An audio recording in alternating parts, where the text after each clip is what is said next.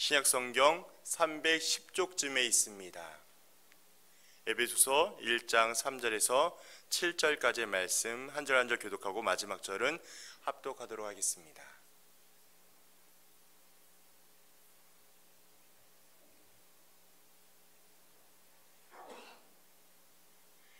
찬송하리로다. 하나님 곧 우리 주 예수 그리스도의 아버지께서 그리스도 안에서 하늘에 속한 모든 신령한 복을 우리에게 주시되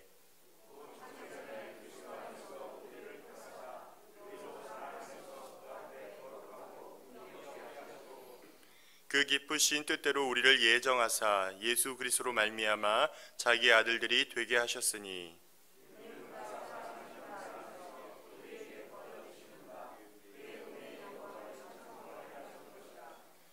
우리는 그리스도 안에서 그의 은혜의 풍성함을 따라 그의 피로 말미암아 속량 곧 죄사함을 받았느니라.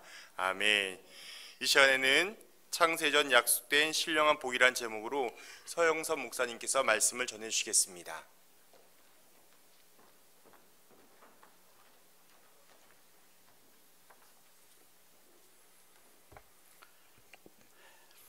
주 안에서 사랑하는 성도 여러분, 한 주간 평안하셨는지요? 많은 분들이 코로나 바이러스로 또 신경을 쓰고 있고 평범한 일상이 제한받고 있습니다. 저 또한 여러 모임이 취소되고 주로 집안에서 보냈습니다.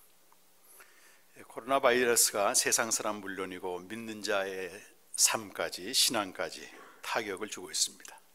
이 바이러스의 감염도 그렇지만 그로 인해 우리 영혼이 황폐하게 될까 조심해야 될 줄로 압니다. 이럴수록 우리는 깨어 있어서 하나님만을 갈망하는 은혜가 있기를 바랍니다. 어제 아침 제가 욥기 36장을 읽는데 엘리후가 욥에게 한 말을 주목하였습니다. 하나님은 전능하시며 또 공의를 베푸신다. 의인에게 눈을 떼지 않으신다는 말씀입니다. 그럼 의인이 당하는 고난은 하나님이 공의를 베푸시는 거라고 말씀하고 있는데 욥기 36장 8절에서 10절을 새 번역 성경으로 한번 읽어보겠습니다. 혹시 그들이 족쇄에 매이거나 환난의 줄에 얽히면 그들의 소행과 악행과 자신들의 교만한 행위를 알게 하시고 그들의 귀를 열어 교훈을 듣게 하시며 명하여 죄악에서 돌이키게 하시나니. 그렇습니다. 욥 같은 의인이라도 이렇게 쇠사슬에 매이게 되고 고통의 줄에 매일 수 있다는 것입니다. 그러나 우리가 낙심하지 말아야 합니다. 우리가 할 일은 그럴수록 하나님의 말씀에 귀를 기울이라는 것입니다. 그리하면 우리가 한 일을, 이미 했던 일을 밝히 알게 하시고 또 죄를 깨닫게 하시고 악이 있으면 그걸 버리고 하나님께로 돌아오도록 명하신다는 것입니다. 이번 코로나19 사태로 사이비 종교 집단인 신천지의 실체가 다 드러나고 있습니다. 불행 중에 다행이라고 할 수도 있겠습니다. 개인적인 소망이지만 코로나 바이러스도 종식되고 정말 교회 영적 바이러스를 퍼뜨린 신천지도 박멸되기를 간절히 기도합니다. 신약 성경은 이미 구원받은 자들을 위해 기록한 서신입니다. 구원받은 자들에게 복음을 전해주고 그들이 받은 구원의 은혜가 얼마나 풍성한지 그걸 알게 해주는 서신입니다. 그런데 신천지는 자기들만 풀 수 있는 비유를 알아야만 구원받는다고 얘기하는 거예요. 이런 기만이 여러분 어디 있습니까? 구원은 전적으로 하나님의 주권으로 하나님의 은혜로 받습니다.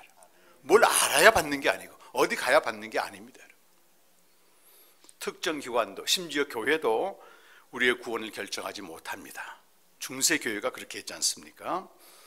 그런데 사이비 종교는 이미 믿는 성도들 극단적으로 위협하고 자기들에게 와야만 구원받는다고 가르칩니다. 조금만 들여다보아도 그들의 성경 해석이 얼마나 유치한지 알 수 있습니다. 많은 사이비 이단들이 인용하는 성경 구절이 이사야 34장 16절인데 이렇게 되어 있어요. 너희는 여호와의 책에서 찾아 읽어보라. 거기에 빠진 게 없고 짝이 하나도 없는 게 없다. 이런 말씀을 인용하는 것입니다. 그런데 이 말씀은 하나님 이사야 선지자를 통해서 에돔이 멸망하게 되는데 에돔이 멸망할 때 보게 되면 부정한 짐승들이 거기에 모든 짝을 갖추고 있을 것이다. 짝이 없는 짐승이 없을 거라, 이런 말씀이에요. 그런데 그걸 짝이 없는 말씀으로 억지 해석해 가지고 있는데, 이런 그 어처구니 없는 일이 어디가 있냐 그 말입니다. 문맥을 보면 정말로 유치합니다. 그런데도 많은 사람들이 추정한단 말입니다. 또 이들은 대부분 성경을 알고자 하는 열심은 있으나 바르게 알지 못하기 때문에 그렇습니다. 그런 면에서 보면 1차적으로 영적 지도자들에게도 책임이 있고, 나아가 성도 각자가 말씀 앞에 나가야 됩니다. 하나님의 말씀은 먼저 간절히 받아야 되고, 여기서 끝나면 안 되고, 각자 말씀이 정말로 그러한가 하면서 상고해야 된다고 되어 있습니다. 신약시대 베레아 성도들은 오늘 우리에게 본이 됩니다. 사도행전 17장 11절 말씀인데요, 같이 한번 읽어보실까요? 베레아에 있는 사람들은 데살로니가에 있는 사람들보다 더 너그러워서 간절한 마음으로 말씀을 받고, 이것이 그러한가 하여 날마다 성경을 상고함으로. 아멘. 오늘도 간절한 마음으로 말씀을 받고, 또 이 말씀이 정말 그러한가 상고하는 은혜가 있기를 바랍니다. 오늘 나눌 에베소서는 바울이 옥중에 있을 때 기록한 서신입니다. 에베소 4장 1절 말씀 보면 주 안에서 갇힌 내가, 이렇게 되어 있거든요. 감옥에서 쓴 편지죠. 그리고 에베소서를 기록한 것은 에베소 교회뿐만 아니고 당시 아시아에 있는 모든 성도들에게 쓴 서신입니다. 우리 성경 보면 1장 2절에 에베소에 있는 이 말이 들어있는데, 대부분의 사본에는 이 말이 빠져 있습니다. 그래서 신학자들은 에베소서를 회람용 서신이다, 이런 이름을 붙여줬습니다. 자, 에베소서 전반부 1장에서 3장까지는 우리가 받은 구원이 얼마나 놀라운지, 얼마나 부유한지 그것을 증거하고 있습니다. 특별히 오늘 읽었던 1장 3절에서 14절까지는요 한 문장으로 되어 있습니다. 구원의 은혜가 너무 놀라워서 감격스러워서 문장을 끊지 못해요. 우리도 무언가 행분하게 되면 막 쉼없이 얘기하지 않습니까? 놀라운 구원의 감격입니다. 자, 여러분, 저나 여러분이나 바울이나 똑같이 구원받은 사람입니다. 그런데 바울은 감옥에서도, 갇혀있는 상황에서도 그 부유함, 구원의 부유함을 찬양했다는 것입니다.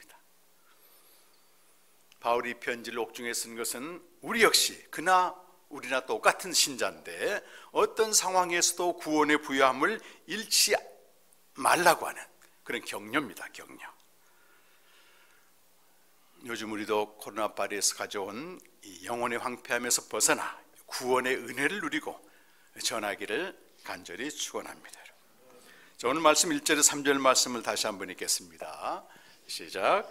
찬송하리로다. 하나님 곧 우리 주 예수 그리스도의 아버지께서 그리스도 안에서 하늘에 속한 모든 신령한 복을 우리에게 주시되, 곧 창세전에 그리스도 안에서 우리를 택하사 우리로 사랑 안에서 그 앞에 거룩하고 흠이 없게 하시려고 우리를 예정하사 예수 그리스도로 말미암아 자기의 아들들이 되게 하셨으니. 아멘.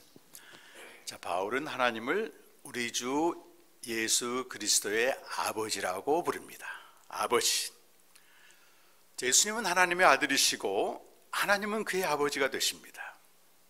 그리고 하나님의 아들 예수 그리스도는 창세 전부터 아버지와 함께 계십니다. 요한복음 5장 26절에 보시면 아버지께서 자기 속에 생명이 있음 같이 아들에게도 생명을 주어 그 속에 있게 하셨고, 이렇게 말씀하고 있습니다. 자, 이 말씀은 생명의 기원을 계시하는 아주 중요한 말씀입니다. 자, 아들은 아버지께로부터 난 생명, born of God이에요. 또 그 생명이 아들 안에 있습니다. 그래서 요한복음 1장 4절에서는 그 안에 생명이 있었다라고 말씀하죠. 이 생명은 하늘에 속한 영원한 생명입니다. 그래서 영생은 아들 안의 생명, 이렇게 정의합니다. 요한일서 5장 11절 말씀을 같이 한번 읽어보실까요? 또 증거는 이것이니 하나님이 우리에게 영생을 주신 것과 이 생명이 그의 아들 안에 있는 그것이니라. 그렇습니다. 이 생명이 그 아들 안에 있는 생명이라는 것입니다. 그래서 영생은 문자적으로 뭐 영원히 산다 이것도 아니고 또 죽어서만 실현되는 생명도 아닙니다. 아들 안의 생명, 그리고 여기서 시작되는 생명이라고 하는 것이죠. 자, 그런데 아버지께서는 그리스도 안에 있는 하늘에 속한 신령한 복을 우리에게 주셨다고 말씀해요. 그래서 세 가지입니다. 먼저는 그리스도 안에 복, 두 번째는 하늘에 속한 복, 세 번째는 이 신령한 복이다. 그 말은 영적인 복입니다. 자, 먼저 하나님 우리에게 주시는 복은 그리스도 안에서 받는 복입니다. 이 세상의 복은요, 그리스도 밖에서도 얼마든지 받습니다. 돈 많은 재벌이나 권력자들이나 별 문제 없이 잘 사는 사람들, 인기 있는 유명한 연예인들, 여러분 그리스도 밖에서도 많습니다. 주변에 보십시오, 여러분. 이런 복은 예수 안 믿어도 그리스도 밖에서도 얼마든지 받는 복입니다. 신령한 복은, 하나님이 주시는 복은 그리스도 안에서 받는 복입니다. 또 하나님이 주시는 복은 하늘에 속한 복이라고 되어 있습니다. 하늘에 속한 복, 지난주에 하늘과 땅, 만물 위의 세계와 만물 안의 세계를 나눴습니다. 하늘의 본성은 항상성입니다. 저 항상 현재로 존재하는. 땅의 본성은 무상성이거든요. 풀의 꽃처럼 전부 시들어버리고 맙니다. 그래서 땅의 복은 아무리 큰 복이라도 있다 없어집니다. 전부. 요즘 곤불 10년이란 말이 있는데 요즘은 권력이 10년 못 간단 말이잖아요. 곤불 5년도 안 되는 것 같아요. 전부. 하늘의 복은 항상 누리는 복입니다. 없어지지 않습니다. 세 번째, 하나님이 주시는 복은 영적인 복입니다. 영적인 복. 육신적인 복이 아닙니다. 제가 한 2주 전에 강원도 낙산 방주교회 사경회를 인도했습니다. 이 소풍교회가 섬기는 자매교회라는 말을 듣고 무척 반가웠습니다. 주일까지 사경회를 인도하고 월요일에 설악산에 있는 그 울산바위를 등정했습니다. 꽤 높죠? 사진을 한번 가져왔는데요. 제 울산바위, 흔들바위 지나서 울산바위 올라갑니다. 그런데 저기로 가려면요, 반드시 지나야 되는 곳이 대형 사찰인 신흥사가 있습니다. 가보신 분은 아실 거예요. 그런데 큰 불상 앞에 가보니까 불자들의 기도 제목을 적은 기와장이 쭉 진열되어 있었어요. 그것도 제가 찍어 왔습니다. 저게 소원 성취 그런 내용이거든요. 그 다음 것도 한번 보여주시죠. 이 기도 제목이 이제 기와장이 쭉 있는데 세 가지였습니다. 첫 번째가 소원 성취예요. 두 번째가 건강 기원입니다. 세 번째는 가정 행복이었습니다. 제가 오래전에도 다른 절을 이렇게 지난 적이 있는데 그때는 두 가지였거든요. 소원 성취, 가정 행복이었는데 요즘 건강 기원이 하나 더 추가됐더란 말이에요. 여러분, 이것이 육신의 복입니다. 세상 종교는 이렇게 육신의 복을 구합니다. 불교 같은 경우는 마음의 행복을 또 구해요. 그런데 하나님이 우리에게 주시는 복은 영적인 복인데요, 우리가 영적인 복을 누리게 되면 육신의 복은 하나님이 때를 따라서 거저 주신다는 것입니다. 누리는 것입니다. 우리는. 자, 4절에 보니까요, 이 복은 창세 전에 그리스도 안에서 주시기로 한 복이라고 말씀합니다. 여러분, 여기서 창세 전이라는 말씀 지난주에도 말씀드렸는데 주목해 보십시오. 자, 우리가 받은 복은, 우리가 얻은 구원이 창세 전, 이 세상을 창조하기 전에 기원한다는 것입니다. 창세전의 세계는 희미하게 계시됩니다. 그리고 계시의 절정을 우리가 십자가라고 말하죠. 십자가의 계시의 절정인데 한번 보여주시겠습니까? 양편으로 갈수록요, 희미하게 나옵니다. 성경신학에서 저렇게 표현하거든요. 그리스도의 십자가 계시의 절정이고 창세전이나 종말 이쪽은 아주 옅게 갑니다. 희미하단 말이죠. 그래서 종말에 대한 부분, 특별히 사이비 종교 집단에서 대부분 요한계시록을 과장해서 해석합니다. 아주 과잉 해석을 하죠. 굉장히 문제가 있는 것입니다. 성경은 특정한 책을 과잉 해석해도 안 되고 성경 전체를 복음적인 관심에서 그리스도 중심으로 해석해야 됩니다. 자, 성경에서 말이죠, 창세전의 세계 역시 희미합니다. 그런데 그 세계는 하나님과 그의 아들을 아는 기원이 되기 때문에 굉장히 중요합니다. 하나님이 그 창세전의 세계를 계시한 것은 그것만큼은 우리가 꼭 알아야 된다는 것이에요. 창세전의 세계는 요한복음에 주로 계시됩니다. 부활절까지 요한복음 필사하시는데요, 굉장히 중요하죠. 창세전의 세계는 지난 시간에, 지난주에 만물 위, 또 위 또는 하늘의 세계다 그런 말씀을 드렸습니다. 베드로전서 1장 20절에도 창세전이란 말이 나오고, 고린도전서 2장 7절에서는 만세전이란 말이 나오고, 디모데후서 1장 9절과 디도서 1장 2절에서는 영원전이란 말로 나옵니다. 또 에베소 3장 11절에서는 그냥 영원으로 나오고요, 요한복음 1장 1절과 요한에서 1장 1절에서는 태초란 말로 표현돼요. 그런데 내용은 똑같습니다. 영어 성경으로는 before the beginning of the time, 세상을 창조하기 이전의 세계라는 것입니다. 자, 창세전에 아들이 아버지와 함께 계시는데요, 요한복음 1장 1절과 요한복음 17장 5절을 나란히 한번 봐보시기 바랍니다. 자, 태초에 말씀이 계시니라, 이 말씀이 하나님과 함께 계셨다. 이 말씀, 여기 말씀은 아들을 말해요. 말씀이 육신이 되어서 오신 예수님을 말씀드립니다. 그리고 17장 5절에서는 아버지께서 창세전에 내가 아버지와 함께 가졌던 영화로서, 그러니까 태초에 말씀이 하나님과 함께 계셨다, 그 말은 창세전에 내가 아버지와 함께 계셨다 이 말과 같다는 것입니다. 자, 아버지와 아들은 태초부터, 창세전부터, 세상을 창조하기 전부터 함께 계셨습니다. 자, 아들과 아버지가 이렇게 함께 계신 상태를 가리켜서 아버지 품속에 있다 이런 표현을 합니다. 요한복음 1장 18절 말씀을 같이 한번 읽어보실까요? 본래 하나님을 본 사람이 없으되 아버지 품속에 있는 독생하신 하나님이 나타내셨느니라. 여러분, 아들이 아버지 품속에 있다고 하는 것은 아들이 아버지 안에 거하게 되고 또 아버지가 아들 안에 거하는 그런 상태를 말합니다. 요한복음 10장 38절, 또 14장 11절, 17장 21절에서 23절까지 쭉 계속해서 나오는데요, 17장 21절에서 22절 말씀은 아들이 아버지 안에 거하는, 품속에 거하는 상태를 가리켜서 우리가 하나라는 표현을 써요. 한번 읽어보실까요?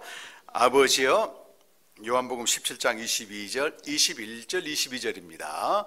아버지여, 아버지께서 내 안에 내가 아버지 안에 있는 것 같이 그들도 다 하나가 되어 우리 안에 있게 하사 세상으로 아버지께서 나를 보내신 것을 믿게 하옵소서. 내게 주신 영광을 내가 그들에게 주었사오니 이는 우리가 하나 된 것 같이 그들도 하나가 되게 하려 함이니이다. 21절 2절인데 한번 자세히 보시면요, 21절에 그들도 다 하나란 말이 나오고 22절에도 똑같은 말이 나오죠. 그들도 하나란 말이 나오죠. 그런데 21절에서는 그 앞에 아버지께서 내 안에 내가 아버지 안에 이렇게 돼 있고, 22절에서는 그들도 하나 앞에 어떻게 돼 있어요? 우리가 하나 이렇게 돼 있잖아요. 여기서 우리가 하나라는 말씀은 삼위일체 하나님을 계시하고 있습니다. 뭐 삼위일체가 어디 있느냐? 요한복음에 분명히 나와 있다고 하는 것입니다. 이렇게 삼위 하나님은 창세전부터 존재하시는데, 이제 중요한 것은 창세전에부터 계신 삼위 하나님이 대체 무슨 일을 하셨느냐 그 말이에요. 가끔 이런 질문 하잖아요. 하나님이 창세전, 세상을 창조하기 전에 뭘 하고 계셨을까? 뭘 하고 계신 것 같아요, 여러분? 난해한 질문이기도 하고 어떤 사람들은 우미한 질문이라고도 얘기합니다. 뭐 하셨을까요? 매우 중요한 질문입니다. 이것은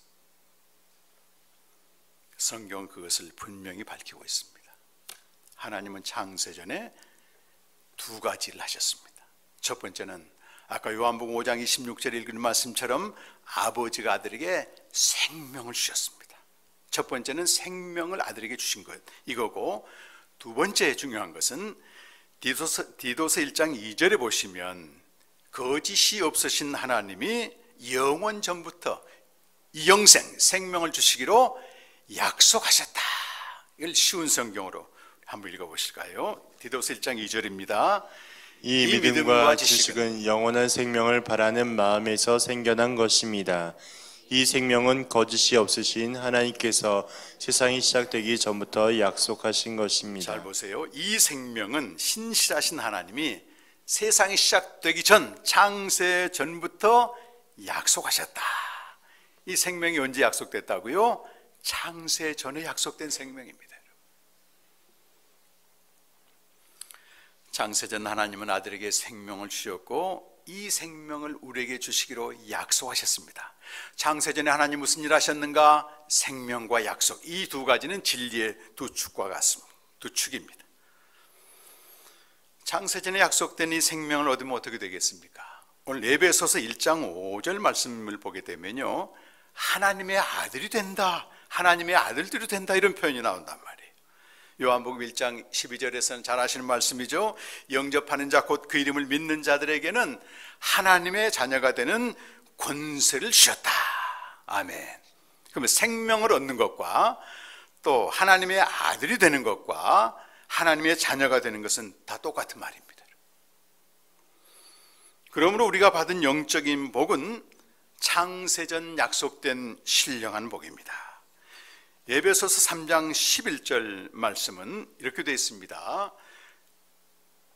자, 시작. 곧 영원부터 우리 주 그리스도 예수 안에서 예정하신 뜻대로 하신 것이라. 이 예정하신 뜻은 하나님의 뜻을 말하고요, 1장 5절 그대로 한번 또 보세요. 1장 5절 그 기쁘신 뜻대로 우리를 예정하사 예수 그리스도로 말미암아 자기의 아들들이 되게 하셨습니다. 자, 여러분, 영원 창세 전부터 우리 주 그리스도 예수 안에서 예정하신 뜻이 뭐냐? 그 뜻은 그 기쁘신 뜻이다. 그 기쁘신 하나님의 뜻은 바로 우리가 하나님의 아들이 된다고 하는 것입니다.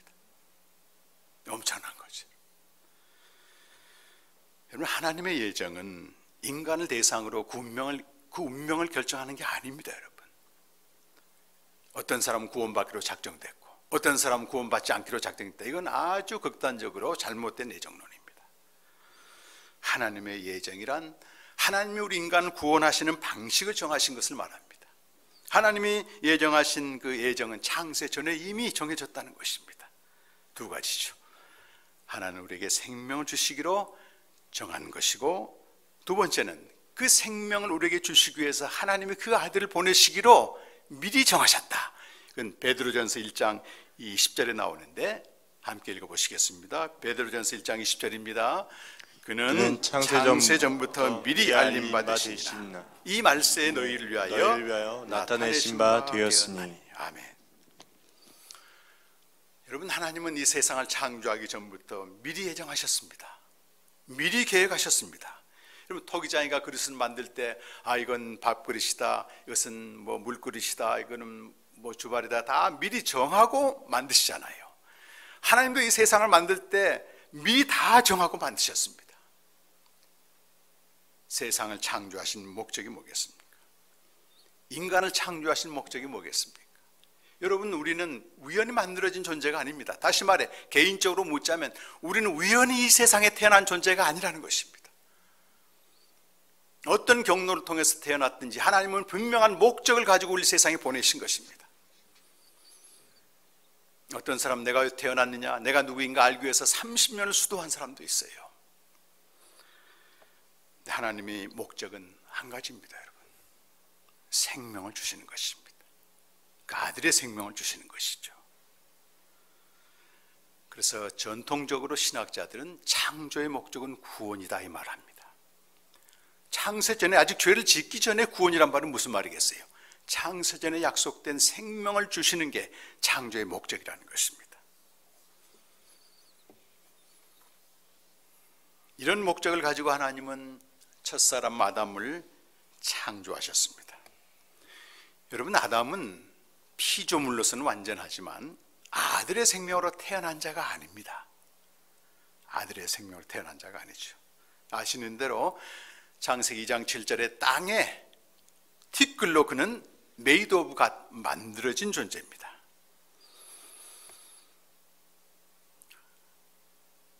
창세전에 약속된 이 아들의 생명을 얻지 못했습니다. 땅에서 만들어진 존재이지 하늘로부터 태어난 자가 아니라는 것입니다. 이런 메이드 오브 갓이라는 말과 본 오브 갓은 정말 말 그대로 하늘과 땅 차이입니다. 자, 아담에게 아들의 생명이 없는 확실한 증거는 요한일서 5장 12절 말씀입니다. 함께 읽어보시겠습니다. 아들이 있는 자에게는 생명이 있고 하나님의 아들이 없는 자에게는 생명이 없느니라. 아멘. 저와 여러분은 아들이 있기 때문에 이 생명이 있어요. 아담에게는 이 생명이 없었던 것입니다. 아담은 땅에서 만들어진 생명, 그러나 하나님의 형상 곧 아들의 형상대로 지음받았기 때문에 하나님과 교제가 가능한 특별한 존재였습니다. 아담이 아들처럼 하나님께 순종하면 하나님의 그에게 영광과 존귀로 관을 씌워주시고 이 모든 만물을 다스리게 하십니다. 그것이 시편 8편 4절에서 6절까지 나온 말씀인데요. 같이 읽어보시겠습니다. 사람이 무엇이기에 주께서 그를 생각하시며 인자가 무엇이기에 주께서 그를 돌보시나이까. 그를 하나님보다 조금 못하게 하시고 영화와 존귀로 관을 씌우셨나이다. 주의 손으로 만드신 것을 다스리게 하시고 만물을 그의 발 아래에 두셨으니. 여러분, 아담 그 자체는 티끌이지만 그가 말씀에 순종하여 하나님 안에 거하게 되면 하나님이 그에게 영광과 존귀를 부어주셔서 비로소 만물을 다스리게 되는 것입니다. 그래서 로마서 5장 14절에서는 아담은 오실 자의 모형이다. 아담은 아들이 오셔서 아들의 생명을 주셔야만이 창세전 약속이 성취됩니다. 그러나 아담은 죄를 범하여 하나님을 떠나갔습니다. 그리고 아담 안에 있는 모든 사람이 하나님을 떠나 죄인이 된 것입니다. 로마 3장 23절에 모든 사람이 죄를 지었으므로 하나님의 영광에서 떠나갔다라고 말씀합니다. 자, 그러면 하나님이 창세전에 주시기로 한 약속이 취소되었을까요? 우리 아까 읽으셨잖아요. 거짓이 없으신 하나님이 세상을 창조하기 전부터 약속하셨다. 우리에게 생명 주시기로 한 약속은 거짓이 없으신 신실하신 하나님이 하셨기 때문에 절대 취소가 불가능합니다.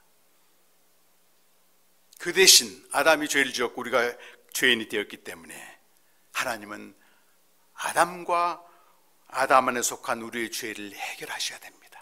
해결하셔야 됩니다.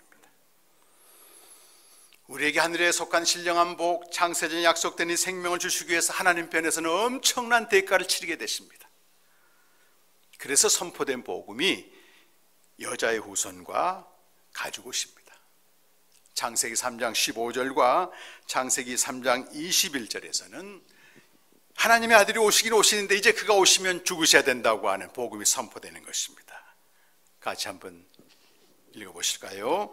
내가 너로 여자와 원수가 되게 하고 내 후손도 여자의 후손과 원수가 되게 하리니 여자의 후손은 내 머리를 상하게 할 것이요 너는 그의 발꿈치를 상하게 할 것이니라 하시고. 21절인데요. 여호와 하나님이 아담과 그의 아내를 위하여 가죽옷을 지어 입히시니라. 여자의 후손과 가죽옷은 이 그리스도가 오셔서 희생당하신 것, 십자가에 죽으실 것을 대표한 원시복음인데 아담이 죄를 지은 그 현장에서 하나님이 선포하신 겁니다. 너희가 비록 죄를 지었지만 내 아들을 죽여서라도 약속한 생명을 주겠다. 엄청난 하나님의 선언입니다. 신실하신 하나님이죠. 그리고 창세기 4장부터 말라기까지는 선지자를 통해서 그 아들이 오셔서 당하실 고난과 영광을 쭉 증거합니다. 우리 도표 하나 보여주시겠습니까? 구약 성경은 그래서 전체가 그리스도를 증거하는 복음이라고 말하는 것입니다. 창세기 1, 2장에서는 그리스도가 아담 안에 있습니다. 그리스도의 형상대로 지음받은 아담이고 창세기 3장은 여자의 후손과 또 가죽옷으로 예표된 그리스도고 창세기 4장부터 말라기까지는 로마서 1장 2절 그대로입니다. 이 복음은 하나님이 선지자들 통하여 그 아들에 관하여 성경에 미리 약속하셨다. 그 다음 것 보여주시면요, 그 구약 성경을 그게 1경륜, 2경륜 나누는데 창세기 4장부터 11장까지는 원시 역사에서 아벨과 에녹과 노아가 선지자로 나오고 창세기 12장부터 말라기까지는 아브라함을 조상으로 한 이스라엘 역사가 바로 구원사가 되는 것입니다. 그 전체가 전부 그리스도를 예표한 예시하는 복음입니다. 복음. 자, 이미 죄인으로 태어난 우리에게 구원이 무엇이겠습니까? 먼저는 죄 사함을 받는 것입니다. 그래서 에베소서 1장 7절에는 이렇게 말씀하고 있어요. 함께 읽어보실까요? 그의 피로 말미암아 속량 곧 죄 사함을 받았느니라. 아멘. 자, 그런데 구원은 죄 사함에 머물지 않습니다. 더 중요한 게 있습니다. 하늘에 속한 신령한 복, 우리가 하나님의 아들들이 되는 것입니다. 창세전에 약속된 이 생명을 얻는 것입니다. 여러분,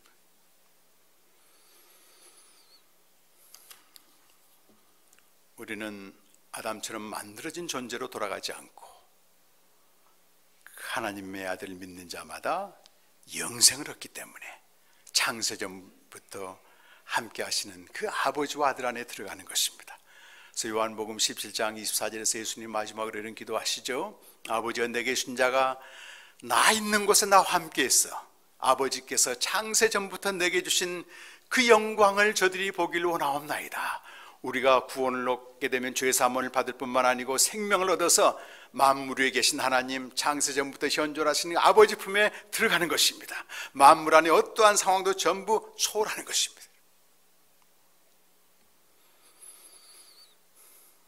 짧은 시간 창세전의 세계와 생명 약속을 전했습니다. 진리의 영이 이 말씀을 깨닫게 하시길 간절히 기도합니다. 그래서 우리가 구원의 내용과 부요함을 알게 되길 바랍니다. 그렇게 되면 말이죠, 오늘 사도 바울처럼 창세전에 우리에게 주신 이 신령한 복으로 인하여 중단 없이 찬양하게 된다는 것입니다. 어떠한 상황도 그를 지배하지 못하며 구원의 감격으로 기뻐하게 될 것입니다. 제가 10여 년간 복음과 생명의 진리를 전하며 쓴 책이 재작년에 나왔습니다. 이 복음과 생명이란 한번 책인데요, 김 목사님도 다 보시고 아마 교육자님들에게 드린 걸로 알고 있습니다. 성도 여러분께서도 이 책의 도움을 받아 이 생명을 알고 풍성히 누리고, 서 목사의 말이 조금 어렵다 하신 분들은 이런 책의 도움을 받아서 알게 되면 창세전부터 약속된 그 생명의 부함이 얼마나 놀라운지 아마 그럴 거예요. 어떻게 하다 내가 예수를 믿게 됐는가, 감격 속에 들어가게 되는 겁니다. 그래서 잠시 후 267장 찬양을 할 텐데요, 할렐루야 할렐루야, 내가 예수를 믿어 할 때 눈물이 막 쏟아지는 거예요. 어떻게 하다 내가 예수를 믿었을까, 어떻게 하다 내가 예수를 믿었을까. 이 은혜가 이 자리에 계신 여러분과 또 영상으로 예배드리는 서풍교회 성도님들 모두에게 함께 하시기를 간절히 축원합니다. 자, 기도하겠습니다. 아버지 하나님, 코로나 바이러스로 세상이 혼돈 가운데 있습니다. 일상생활은 물론이고 신앙생활까지 많은 어려움을 주고 있습니다. 그러나 이 상황에서도 하나님은 계속해서 일하시는 줄로 믿습니다. 비록 고난이라 공의를 베푸신 하나님 앞에서 말씀에 귀 기울이게 하여 주시옵소서. 생명의 말씀을 알고 구원의 부요함을 알고 하나님을 찬양하는 저희들 되게 하여 주옵소서. 바울이 옥중에서도 이 구원의 은혜에 압도당해 찬양했듯이 주여, 우리에게도 이 구원의 은혜를 노래하게 하여 주시옵소서.